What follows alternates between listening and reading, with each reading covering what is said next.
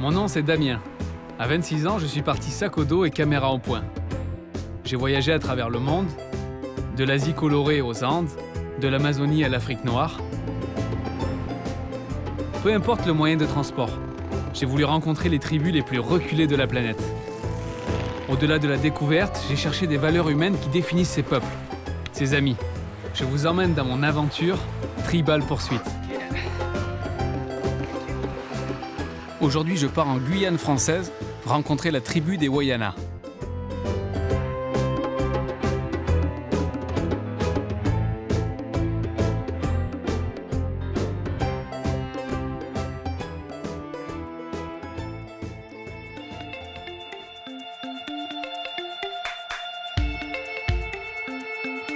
La capitale de ce département d'outre-mer est peuplée par une majorité de métropolitains.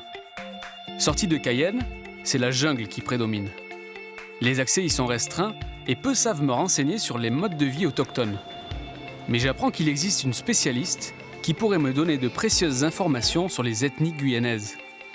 Elle se trouve dans une ruelle de l'ancienne ville coloniale, pas facile à trouver.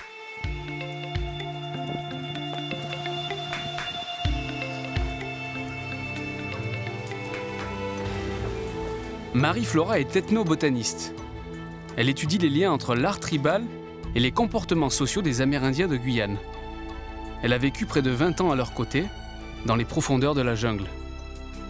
J'espère qu'elle acceptera de me donner les indices pour rentrer en contact avec la tribu des Wayana. On a coutume de dire en Guyane qu'il y a 6 ethnies amérindiennes. Sur le littoral, on rencontre 3 communautés amérindiennes. Les Wayampi, qui habitent à Trois-Sauts, et Camopi sur le Oyapock. Et on a des Tekos, qu'on appelait autrefois Émerillons, qu'on trouve des deux côtés, donc sur le Maroni et sur l'Oyapock. Alors ce coin-là, c'est vraiment l'ethnie qu'on appelle les Wayana. Oui, le territoire des Wayana. Ils sont un peu moins de 2000, 1600, 1800 Wayana au total, en tout, dans le monde. Ouais, c'est une toute petite communauté. Ouais. Oui, tout à fait. Donc je vais te montrer quelque chose, le trésor des Wayana. Viens voir. Alors là, je suis impatient. Qu'est-ce que c'est? C'est l'arrière-boutique, là, j'ai l'impression. Donc c'est ce qu'on appelle le ciel de case chez les Wayana. Ça, c'est beau, ça.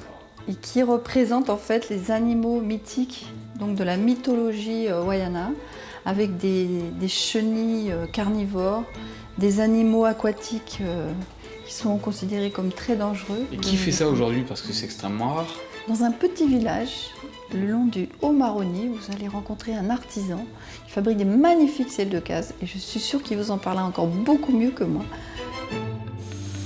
Voilà beaucoup plus d'informations que ce que j'espérais. Si je veux aller à leur rencontre, il me faut à présent traverser une partie de la jungle. Je m'arrange avec une compagnie aérienne spécialisée dans le transport de l'or des mines situées à l'intérieur des terres. L'aventure commence pour de vrai.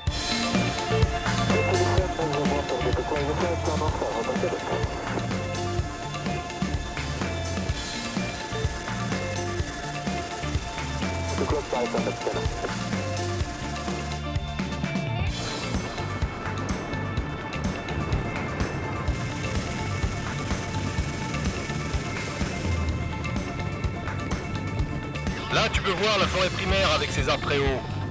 On compte environ 8 millions d'hectares d'arbres ici.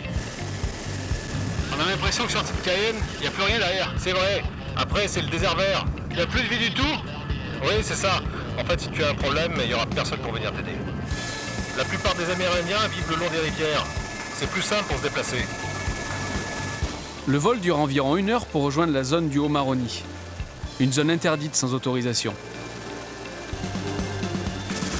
Ok, si tu peux me laisser là, je vais me débrouiller maintenant.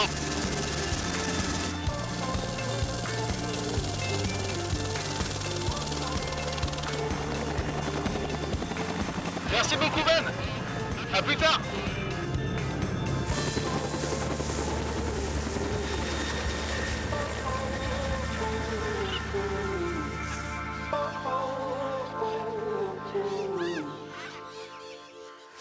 Bon, il pleut déjà, c'est normal, c'est la jungle. C'est assez étrange de pénétrer en zone interdite sans fil barbelé ou garde armée.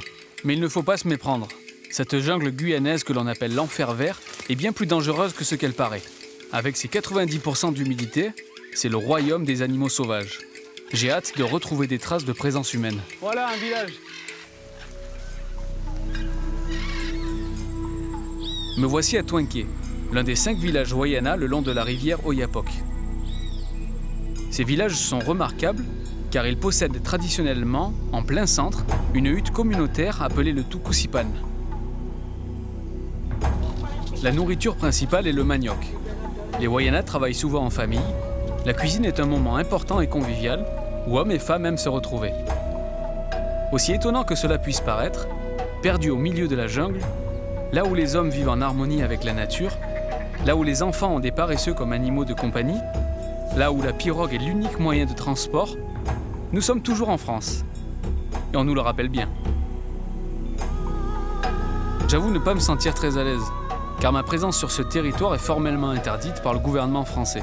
C'est pourquoi je m'en vais de ce pas chercher l'approbation du grand chef, un document oral qui dépasse toutes les formalités. Certains l'appellent le Grand Man. Il est le chef amérindien de tous les Wayana. Son grand-père fut le fondateur de ce village qui porte son nom, Talwen, comme de tradition. Je vais donc le rencontrer dans son bureau, ou plutôt sur son hamac. Vous avez la responsabilité de plusieurs villages en tant que Grand Man? Ouais.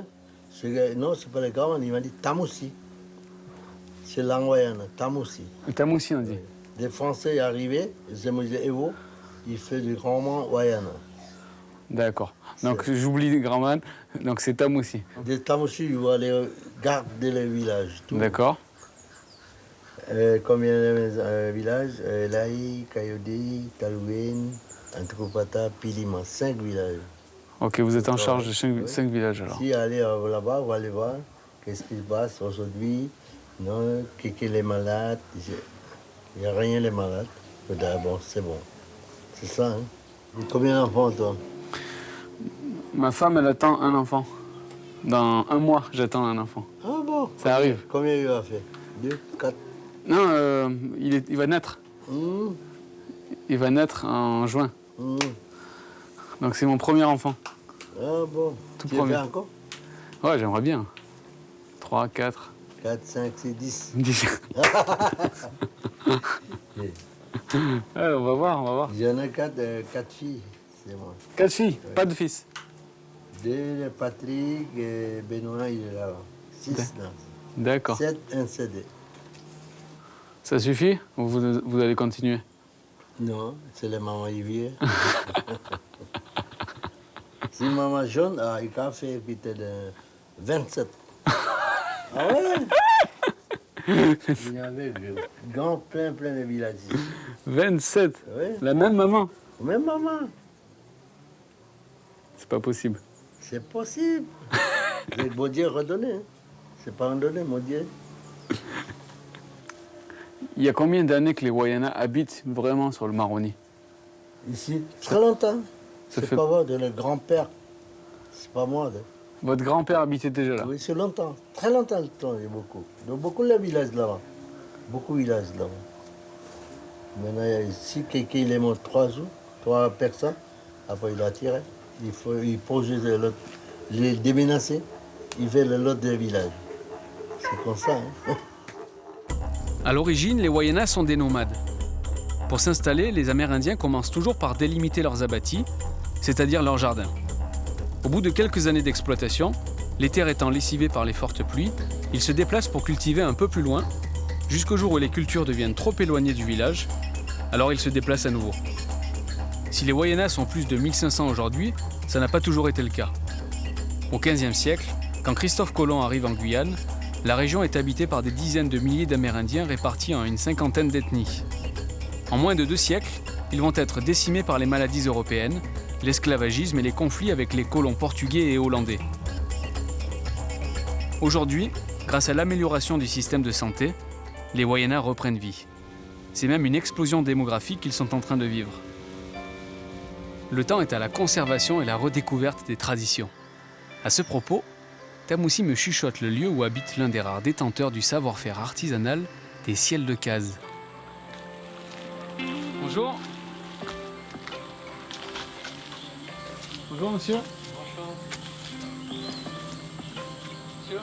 Bonjour, Bonjour. Je cherche une personne sous le nom de Oima. c'est moi. C'est vous-même? Oui, c'est moi. Ah ben enchanté. Je vous cherche en fait parce que je cherche l'artiste qui réalise les ciels de case. Ah oui, c'est bien moi, oui. C'est bien vous. Ça vous intéresse? Oui, ça m'intéresse beaucoup. En fait, pour tout vous dire, j'en ai découvert à Cayenne, dans Oui. une petite boutique, et on m'a donné des informations qui m'ont amené jusqu'à vous. Ah d'accord, ok. Ben, ça vous inspire alors? Ben, Parce que normalement c'est secret, un ciel de cas c'est secret quoi. c'est vrai. On ne peut pas montrer normalement à n'importe qui comme ça. D'accord. Est-ce que vous pouvez déjà m'expliquer qu'est-ce que c'est le ciel de case ou... Ben, c'est un art décoratif qui est dans les contreforts d'un fromager, donc un grand arbre.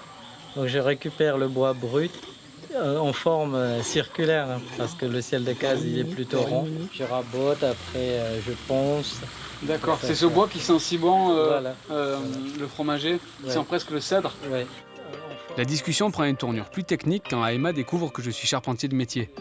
J'ai alors l'impression que cela est en train de changer le cours de notre relation.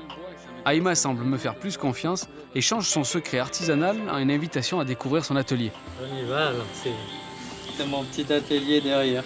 Le petit atelier secret? Oui. D'accord. Je m'attends à un atelier rempli d'outils, mais c'est un cadre beaucoup plus simple que je découvre. Ouais, volontiers.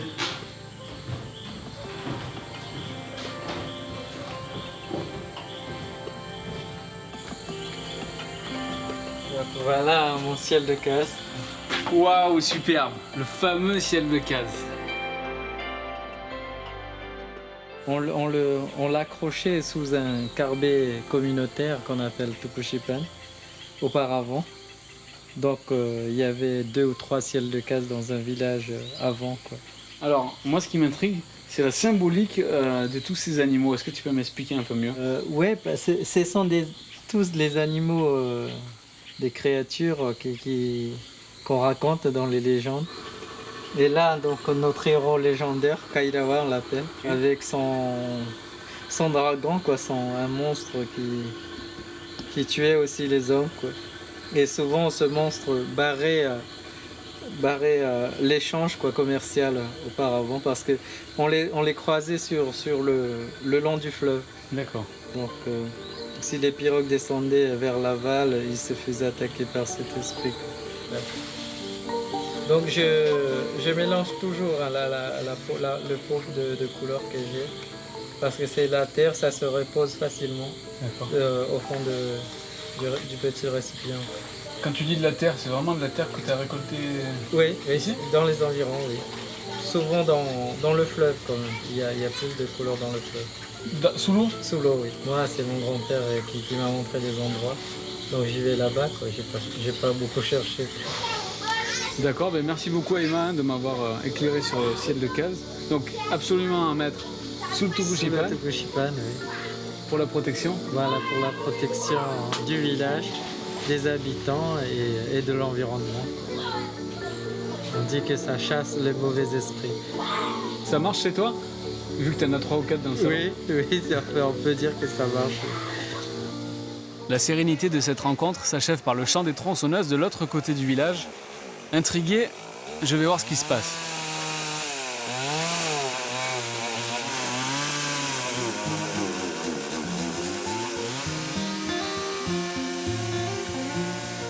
Alors il me semble avoir entendu une tronçonneuse fonctionner. Ça va me plaire, il y a du bois ici. Génial. Un chantier de canaux.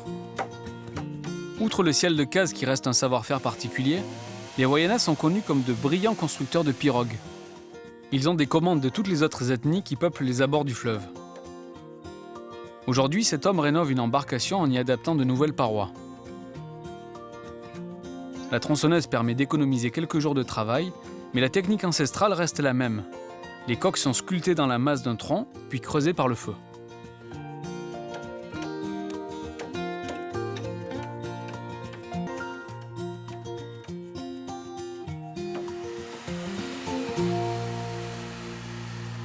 Mais il y a toujours une exception, et c'est le cas de Jean-Marie, symbole de la nouvelle génération des Wayanas.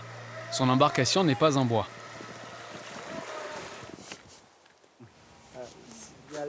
C'est moi qui suis le seul à avoir ça. D'accord. Ouais, parce que pour les autres, non. Ça me fait économiser un peu d'essence. Parce que si je porte la pirogue en bois avec le 85 ici, Ouais. ça aspire de suite. 1 litre, c'est 2,50 €. Ah oui, d'accord. 2,50. C'est cher. Et même au Suriname, vous pouvez pas vous arranger à trouver des meilleurs prix?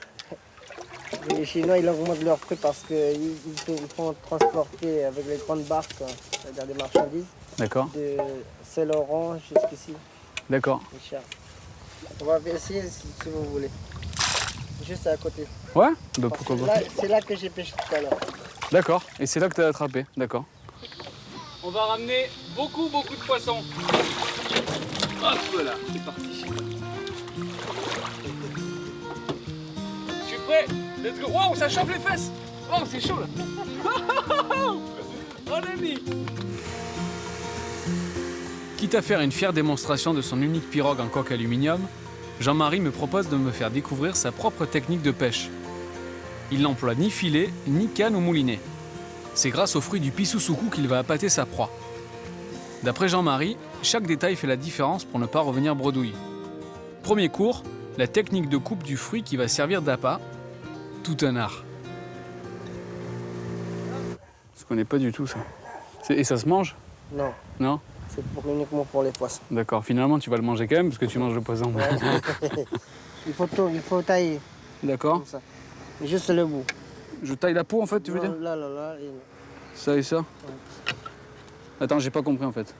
taille ici, juste cette bout. Ah, ce petit bout? Ouais. Pourquoi? Parce que ça fait pas joli au poisson, ça fait peur. C'est pas vrai. Non, c'est la tradition comme ça. C'est la D'accord. tradition, ouais. Donc j'attrape là, je fais tomber le poids et je balance. Là, il faut surveiller les bouteilles.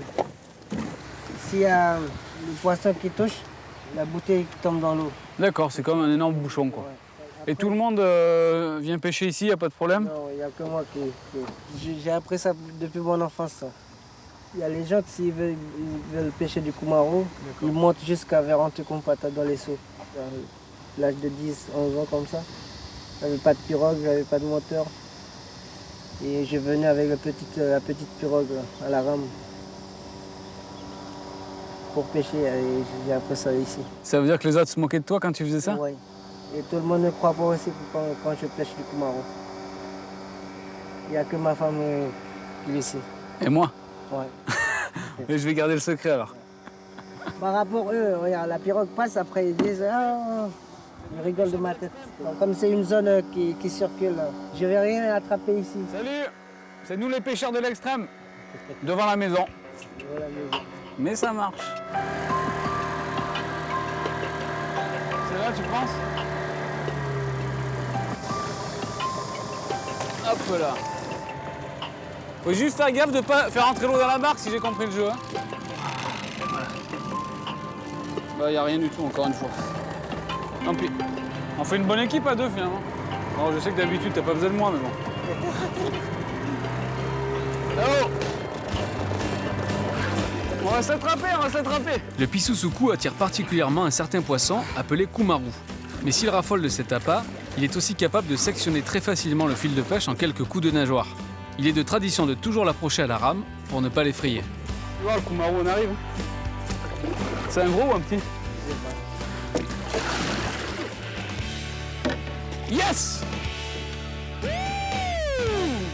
Excellent. T'as bien joué. Hein?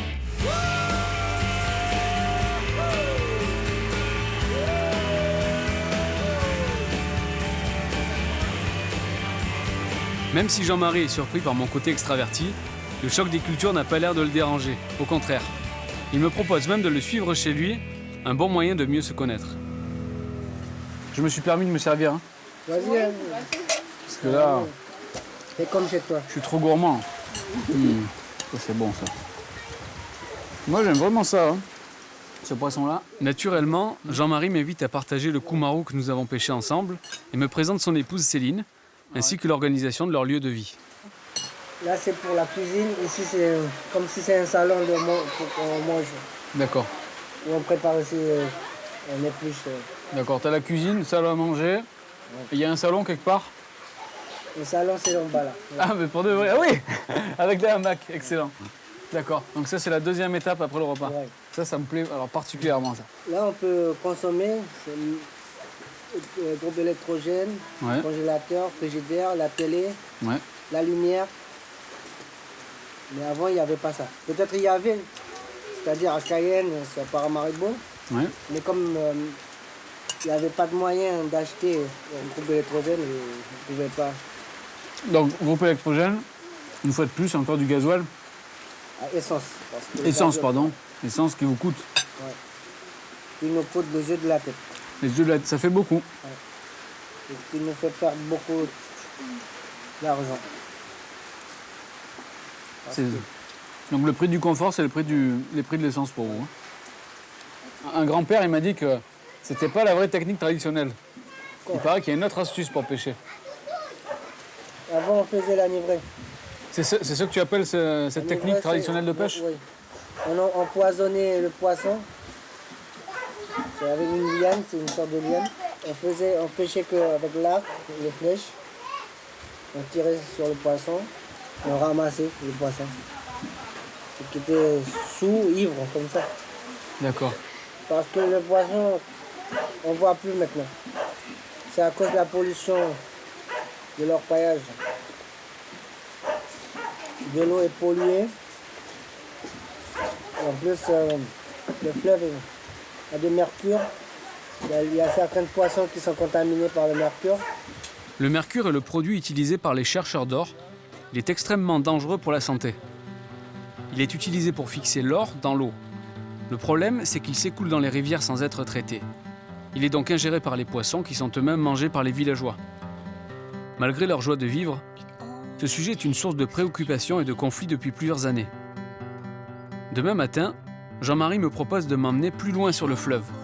Il souhaite que je comprenne les enjeux de ce combat et ne m'en dit pas plus. Je sais simplement que nous aurons besoin de sa deuxième barque, beaucoup plus résistante. Ah, dans chaque barque, il y a toujours un petit peu d'eau qui arrive à se faufiler. Alors le premier boulot, c'est écoper. Toujours.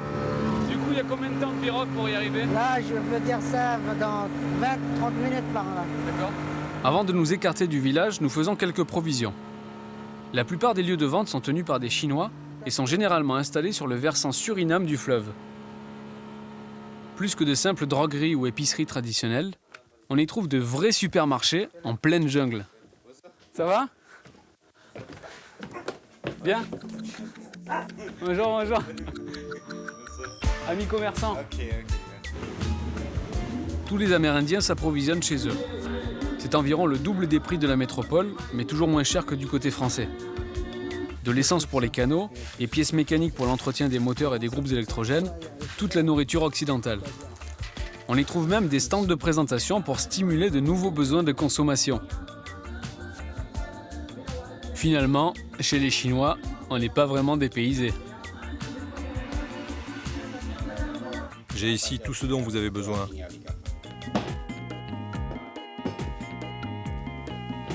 Est-ce qu'on peut les négocier les bières? Moi, je vous propose 1 euro pour les 3 bières. 6 euros? 6 euros, ça fait 2 euros l'une. 1,50 € l'une. Ça fait 4 en tout. Feu! Ah, mais c'est chinois ça? C'est chinois?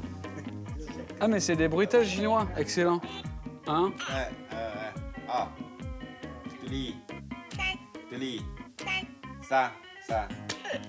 Ce. 4. 5 euros. Léa. Léo? Attends, je vérifie. 2、3、4、5、6、7、8、9、10。 Attends, je vérifie. 5、6、7、8、9、Ah oui, c'est ça en plus. 10。6。 Liu, c'est 6. 6, ok, ça marche, Léo. Ça marche. Vous, les amis chinois, vous nous vendez beaucoup de choses et j'ai rarement l'occasion de négocier en direct, donc j'en profite un peu, je rigole. Hein.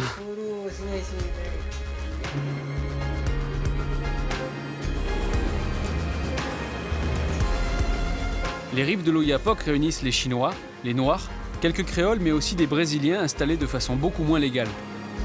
En gros, tu passes entre deux pierres à 2 mètres près. C'est... Ah oui, c'est plus la même là, hein, effectivement.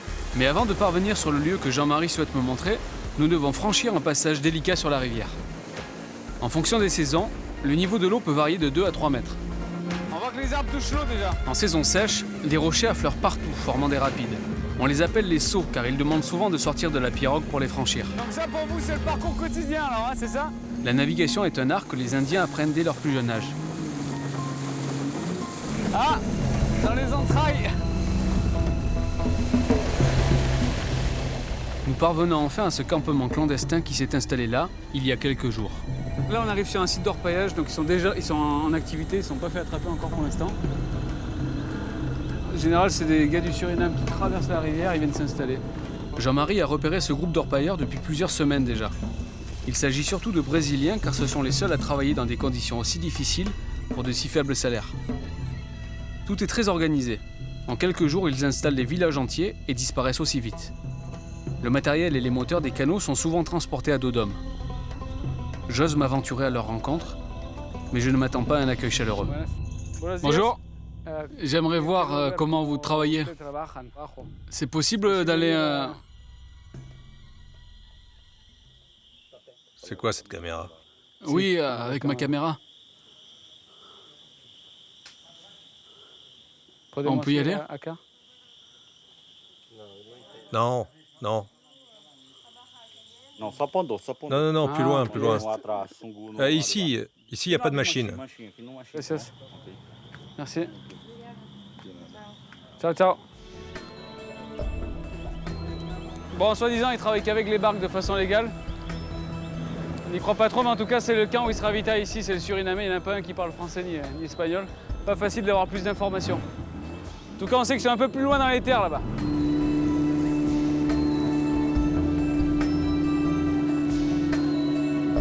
C'est là-bas que sont les barges derrière. Soi-disant, le système légal pour ramasser l'or.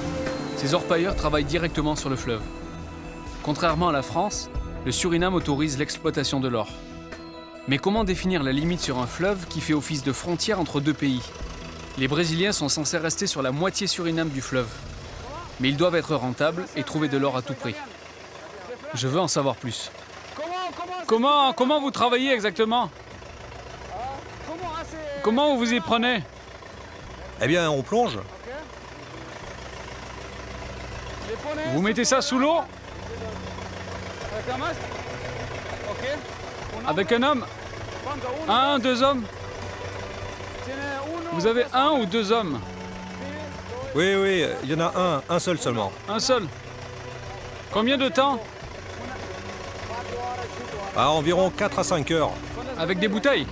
Ah non, non. Comme ça? Non, on lui envoie de l'air. Regarde ici, c'est un compresseur. Pour aller sous l'eau?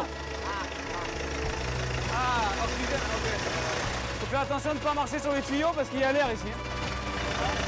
Acculés par la pauvreté au Brésil, ces travailleurs clandestins viennent chercher fortune en Guyane. Mais ce n'est pas eux qui s'enrichissent.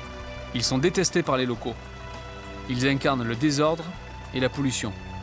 Surpris de ma visite amicale, le technicien décide d'appeler son équipier. Il utilise le tuyau qui amène l'oxygène aux plongeurs comme moyen de communication.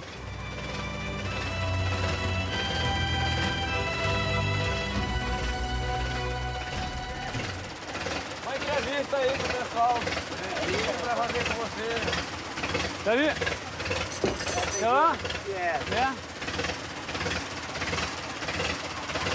Wouh!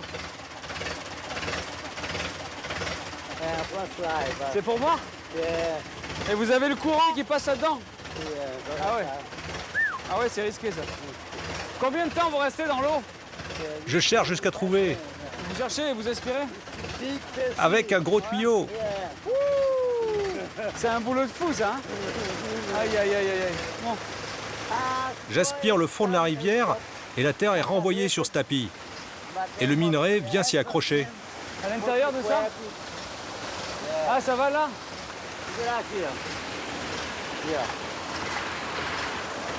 Et comment on trouve de l'or alors?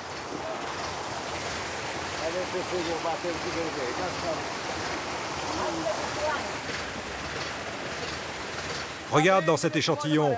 On aura peut-être la chance d'en trouver. Alors.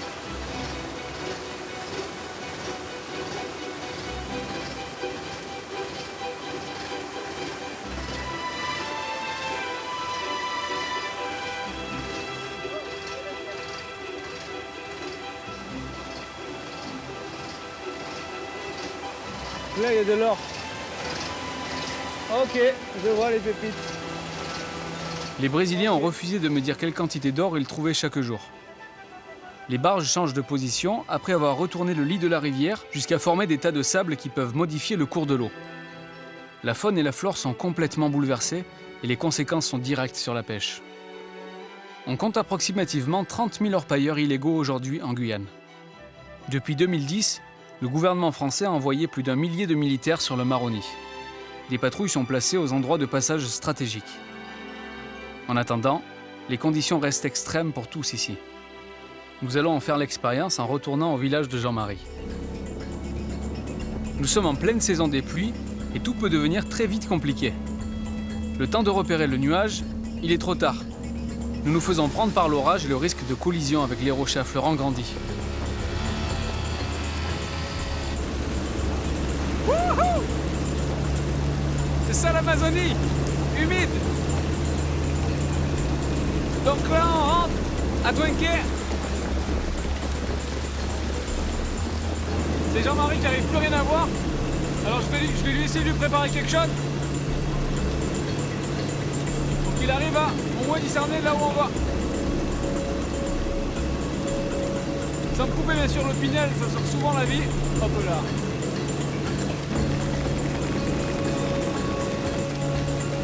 Les lunettes.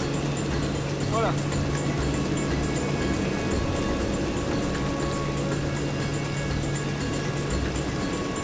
Wouh!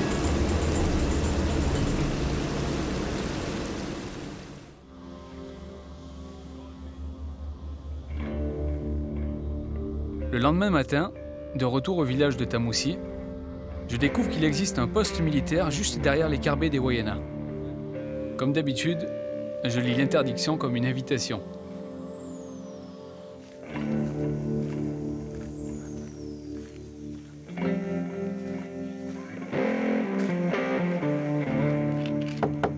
Y'a quelqu'un? Oui. Bonjour. Oui, bonjour. Vous, en fait, je suis de visite au village. Oui, d'accord. Et j'ai vu qu'il y avait une caserne, alors j'étais juste curieux de savoir qui vous étiez. Moi, on est des militaires sur la zone Ouais. pour le contre-orpaillage illégaux. D'accord. On est là pour aider protéger leur forêt, aider le contre-orpaillage, c'est tout. Ok, donc si je comprends bien, vous êtes militaire mais légionnaire, c'est ça? On est des légionnaires, mais on est détaché avec un 9e régiment infanterie de marine.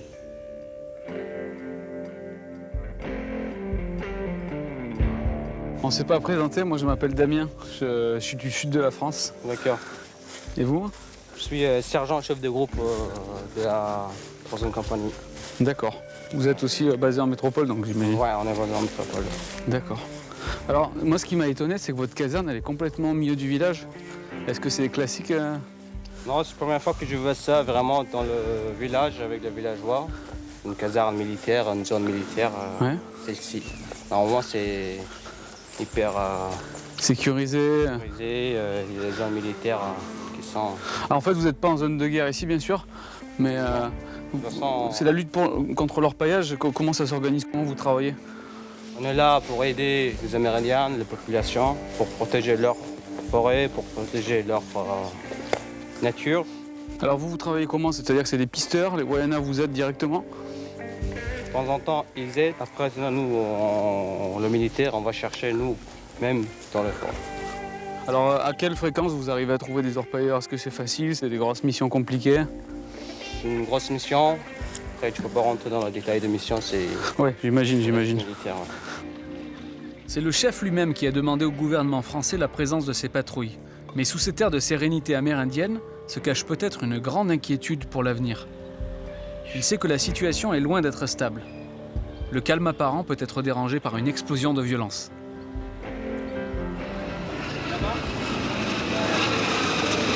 Les militaires, la gendarmerie, le village se mobilise. Il s'est passé quelque chose de grave. Des orpailleurs ont été arrêtés cette nuit et leur matériel vient d'être saisi. Sur les berges, la tension est extrême.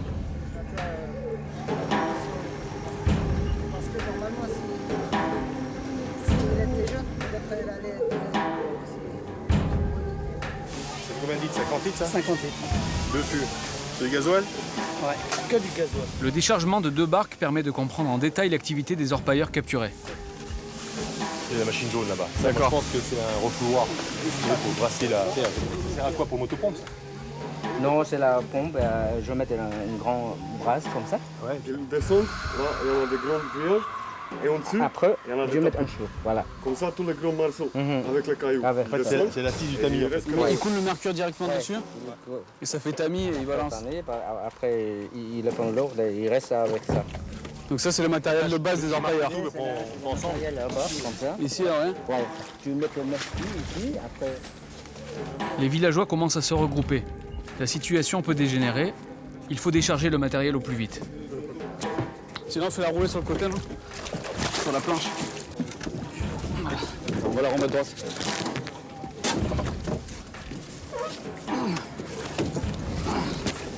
On fait glisser là-bas. Et tout le reste, c'est quoi? C'est de la nourriture alors? C'est des vivres? C'est des nourritures, c'est des habits, il y a encore des pompes là-bas. Voilà. Une preuve manquée pour confondre les Brésiliens. La voici. Une bouteille de mercure. Ça, c'est très important pour récupérer l'eau. Waouh, ok. Et c'est ça qu'ils font couler directement sur le tamis. Il rassemble tous les autres. D'accord. Sur un pote. C'est vous qui avez interpellé les Brésiliens? Je commence à comprendre que cette prise n'a rien de classique. Ces hommes sont des Wayana habillés en militaire. Les Amérindiens ont repéré l'activité des orpailleurs clandestins depuis plusieurs semaines. Après avoir communiqué ces informations aux gendarmes, ces derniers ont refusé d'intervenir, tributaires d'ordre supérieur qui n'arrivaient pas. Avant que leur camp ne disparaisse, les Wayana sont partis eux-mêmes à la chasse aux orpailleurs et ont fait prisonnier 4 hommes et une prostituée. L'affaire prend de l'ampleur. Des hauts gradés ont fait le déplacement et m'interpellent. Oh, qui êtes-vous? Arrêtez les caméras. Je comprends que le fils du Tamoussi est accusé d'avoir participé à l'expédition punitive. Pas bon ça. Il a tapé le canon et ramène ici. Et il y a jamais rien n'est tapé. La colère du grand chef monte. Il décide de réunir les chefs des différents villages Wayana comme en temps de guerre. Puis convoque et place à leur tour au centre du Tukusipan les gendarmes accusateurs. Pour les Wayana, ce territoire est le leur avant d'être celui de la République française qui le néglige. La colère monte chez tous les villageois fatigués et les gendarmes essayent de justifier leur inactivité. m'a donné des renseignements. Les renseignements, je les ai fait remonter. D'accord? Les renseignements là qui sont remontés, c'est plus à moi de gérer. C'est plus au capitaine de gérer, c'est au-dessus de nous. Tu comprends, Roman? Maintenant, on attend la réponse. Quand la réponse sera là, nous irons. Ça fait des années que vous dites la même chose sans rien faire. Vous avez une pratique de la forêt que nous n'avons pas. Bien sûr que nous connaissons la jungle. C'est chez nous ici. Faut que ça s'arrête. On est convaincus qu'il faut. On ne peut pas dire le contraire. C'est écrit, c'est acté, c'est matraqué au quotidien. On est comme tout le monde, on a besoin de l'autorisation du dessus. En échange des Brésiliens, les gendarmes ne retiennent pas les charges contre le commando Wayana. Par respect des procédures, aucune concession n'est faite. Les soldats détruisent les embarcations et brûlent plus de 500 litres d'essence, un bien pourtant précieux aux yeux des villageois.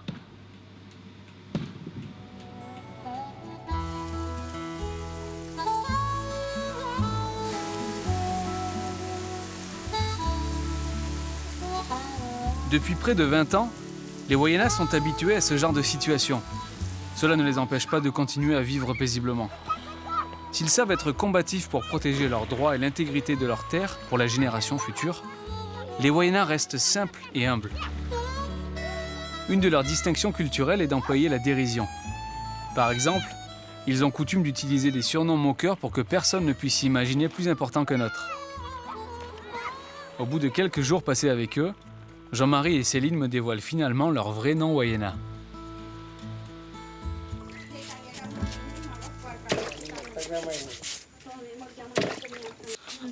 C'est vrai, j'aime bien. Hali, c'est bambou. C'est vrai, hein? C'est vrai, Hali, c'est bambou. Mais pourquoi bambou? Bambou, c'est le nom du bambou. Qu'est-ce qu'il y a dans le village comme d'autres noms rigolos comme ça? En Anticompata, on appelle un monsieur qui s'appelle Yoyuet Caca de lézard. Non. C'est vrai. Et Mimi Sekou. Pourquoi Oui. Mimi Sekou? C'est pipi de chat. Mais Mimi Sekou, ça existe pour de vrai? Ouais. Non. Pipi de chat, ouais. Non. Le prénom de ton épouse, comment elle s'appelle? Comment? C'est un nom copine. Et c'est son vrai nom? C'est vrai? C'est son vrai nom. Je fais attention parce qu'on... Hein? Dis-moi, Chalope Popé, qu'est-ce que ça veut dire vraiment? Personne ne l'aime. Personne ne l'aime? C'est comme ça qu'il t'appelle? Comme son mari, Céline est originale. Elle aime les nouveautés, les innovations qui bousculent le quotidien. Cet après-midi, elle me confie un peu de ses projets, de ses rêves. Comme on est en couple, et tous les deux on rêvait pour avoir le bateau. Mais maintenant, le bateau est là, devant nous. Ouais. Et jusqu'à présent, parce que chez vous, on dit que petit à petit, on fait le nid comme les oiseaux. Je rêve pour réaliser mon rêve, la restauration ici, parce que pour mon avenir et pour mes enfants aussi, pour mes petits-enfants. Et pour le palais de tous les invités? Oui. Comment tu l'appellerais? Je vais appeler le nom du resto Céline. Resto Comment? de Céline. Céline. Ouais. Simplement. Mhm. Épuré. Ouais. Ton prénom? Mon prénom c'est Pléqué. Restaurant Pléqué Céline. Je vais appeler.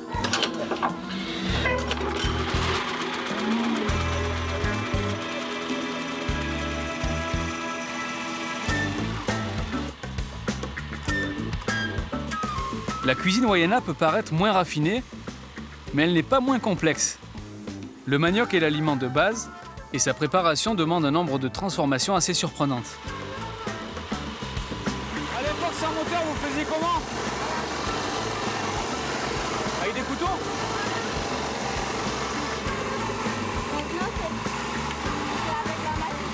D'accord, je crois que t'as un petit...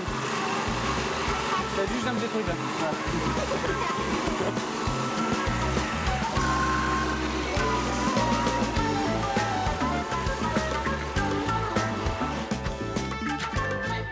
Le manioc est broyé puis détoxifié pour en faire des pains de manioc, de la farine et des galettes. Une cuisine vraiment complexe.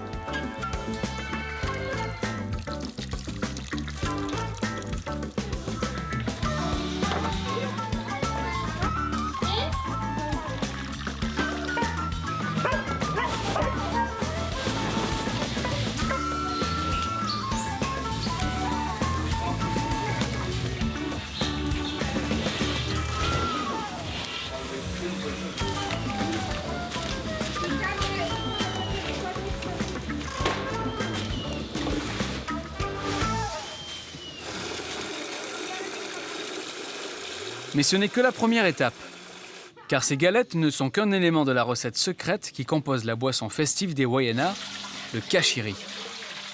Pour la connaître, je vais devoir donner de moi-même et ce n'est pas peu dire. C'est un kachiri pareil, mais rouge? Violette. Violette, pardon. J'ai mixé le manioc, c'est ça? Après, il est mélangé avec de l'eau. Après, on fait quoi? Nous, on mâche pour que ça devienne comme ça. D'accord. Ah oui, pour faire un peu de... Sucré. D'accord. Sucré. Et ça alcoolise aussi? Oui, ça alcoolise. C'est ça. Et on va s'alcooliser. D'accord. Tu vas marcher. Donc, ça aussi, regarde. Il y a le Tao. Vraiment? C'est celle-là? Oui. Mâche avec le Signac. Celui-là aussi. Ah, c'est le gros? Signac. Donc celui-là, je le mâche. Tu vas mettre.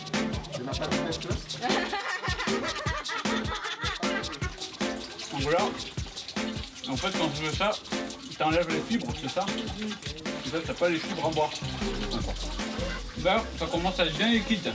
Il faut que ça soit beaucoup très liquide. Non, c'est pas bon. D'accord.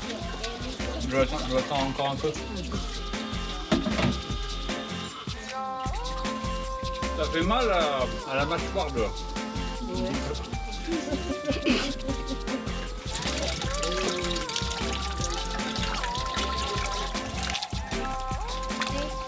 Oui, tu mets. C'est tout. Ouais, c'est fini, tu vois. Tu touilles. Tu touilles. Attends, j'en ai encore derrière la langue. Voilà. C'est bon?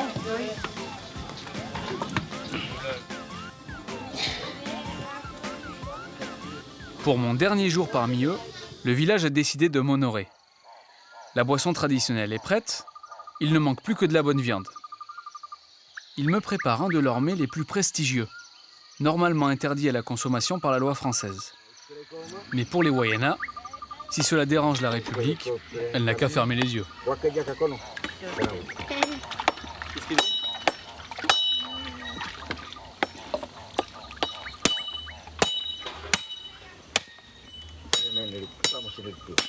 C'est bien gore, hein? Donc là, elle est morte, c'est sûr. Chez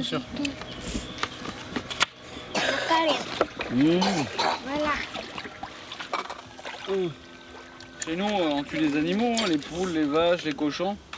Mais pour moi, la tortue, c'est... Je sais pas. La tortue, c'est plus petit, c'est plus sensible, pourtant c'est résistant. C'est il y a une très belle coque. dur. C'est très dur. Mais comme on n'a pas l'habitude, ça fait bizarre. Après cette longue journée de préparation, il est temps de faire la fête. Nous commencerons par la viande de tortue dont tout le monde raffole. Voilà. On le mange, ça? Hein? Ah ouais. Des petits œufs. Le capitaine, il aime bien les œufs, j'ai l'impression. J'aime beaucoup, moi, vraiment, je veux beaucoup. C'est bon la tête? J'adore la tête. C'est bon, la tête. C'est bon, hein? Tortue. Si tu manges pas comme ça, tu vois pas la tortue. Ah oui, il faut pas la regarder. Non, pas comme ça, ça va. D'accord. Venez, hein. Et il va plus en avoir bientôt. Puis, les barriques de kachiri, la boisson locale, sont enfin apportées. Le fait d'avoir participé à la préparation en don de salive n'a pas l'air de trop les perturber, bien au contraire.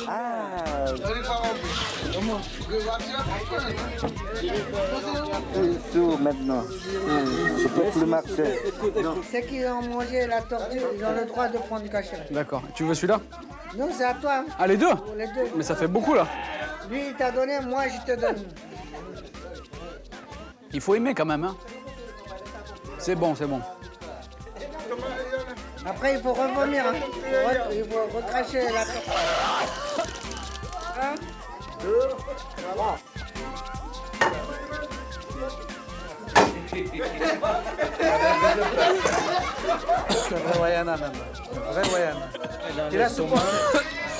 Ça permet encore plus. Résultat des comptes, le village de 50 personnes a bu dans la journée environ 1000 litres de kachiri. Pour contribuer à la fête à mon tour, je leur propose d'organiser la veillée. Place à l'installation.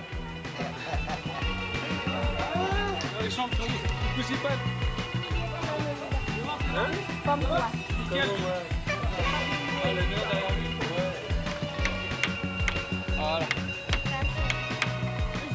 C'est bon? C'est bon? On est bien? Ah, attends, il a lâché celui-là. Ouais, bien joué les gars. Regarde, on se retombe là. C'est bien là. Voilà. C'est bien. C'est bien comme ça. Alors maintenant, on va brancher les enceintes.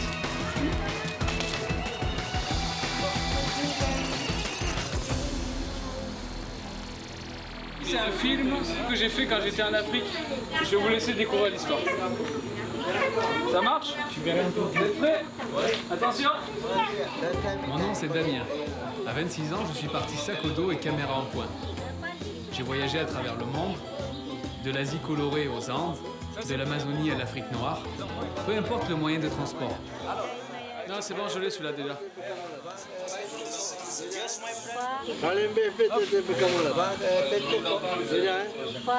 Damien, c'est le père du ami? Oui.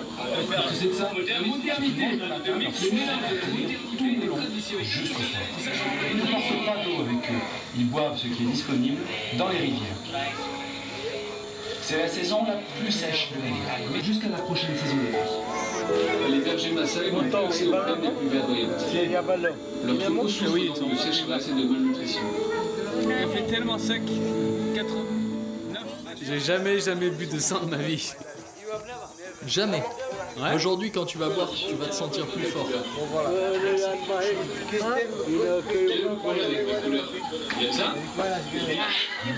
Très bon. Tu es cannibale battant.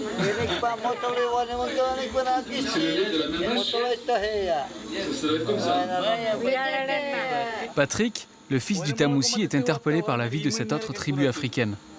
Il fait part de ses réflexions à la communauté. On a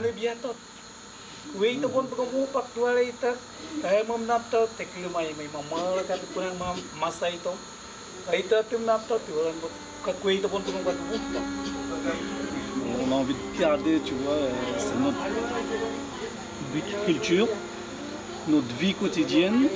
Est-ce qu'à côté, il y a quand même la modernisation qui arrive et savoir aussi de quel côté on va, lequel est bon, lequel est mauvais, et il faut choisir.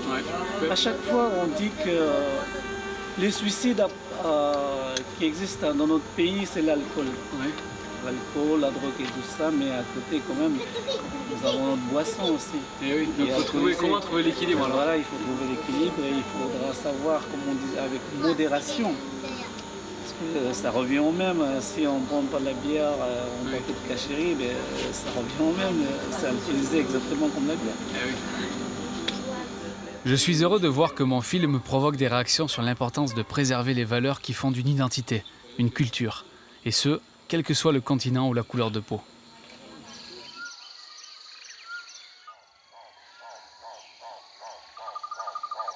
Ce nouveau jour est celui de mon départ.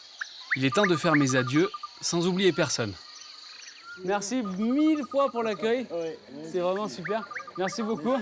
Et bon travail pour vous occuper de tous les villages ici. De garder la paix entre tous, la fraternité. Alors à très bientôt. Merci beaucoup pour l'accueil. Hein. C'est super. Merci beaucoup. Aïe, aïe, aïe, aïe. Grande vacances, il faut venir avec ta femme. Ma femme, le bébé. Après, on va manger, on va boire du sang avec du lait. Ça t'a marqué avec de la tortue, ça marche. Toi et ta femme, vous êtes quand même exceptionnels ici. Vous êtes hyper ouverts d'esprit et vous m'avez accueilli et ça, j'oublierai jamais ça. Merci. Ça tient dans ton cœur, ça. Ça marche, oui, je l'ai dans mon cœur. Ça marche. Imagine, ne m'oublie pas. Non, je vais pas t'oublier. Même au cœur d'un village isolé se croisent deux générations ayant 3000 ans d'écart. Celle du chef Tamoussi qui souhaite conserver les traditions et les enfants en recherche d'équilibre avec le reste du monde. Sur une terre volée depuis toujours par les colons puis les orpailleurs, les Wayana doivent se battre pour garder intacte l'intégrité de leur âme. C'est le défi des prochaines années, c'est leur espoir.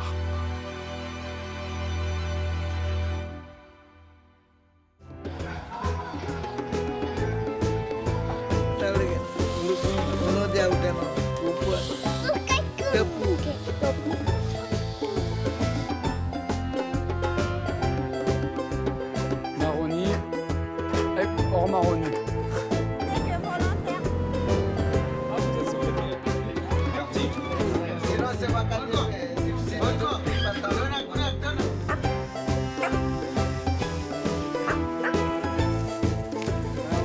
Ça, c'est les mauvaises nouvelles, donc tu distribues aussi les mauvaises nouvelles.